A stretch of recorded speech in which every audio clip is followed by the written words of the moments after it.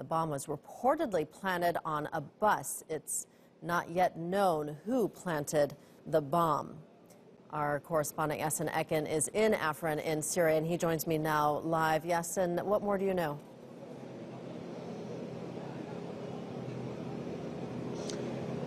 Well, Rachel, to begin with, my team and I were here when that explosion happened. In fact, before that explosion, security forces found another vehicle that they suspected was loaded with explosives, and they carried out a controlled explosion. Shortly after, a bus that passed right by us and exploded not more than a couple hundred meters away from where we are right now.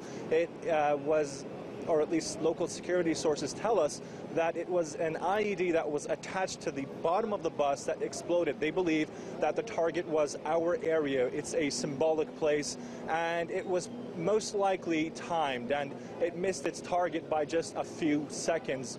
There are casualties reported. The scene here was it was a bit busy as emergency vehicles tried to rush to the scene.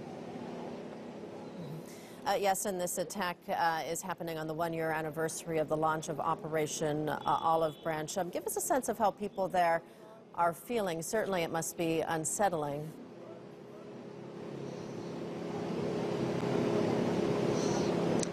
Generally speaking, ever since this area was taken over from the YPG terror group, the atmosphere has been calm, relatively speaking, and there are explosions like this from time to time, and most of the time security forces are actually able to prevent it. But like I said, this explosion targeted a public transportation vehicle. Civilians and certain places within this city center were targeted.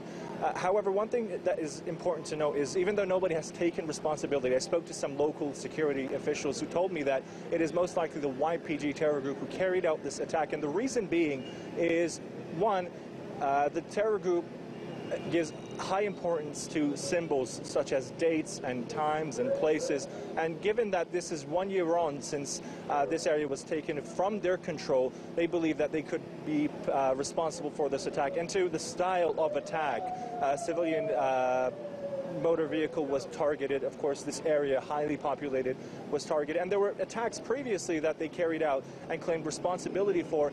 But all in all, the situation here is calm because the security forces have taken control of certain areas to prevent any kind of further attacks.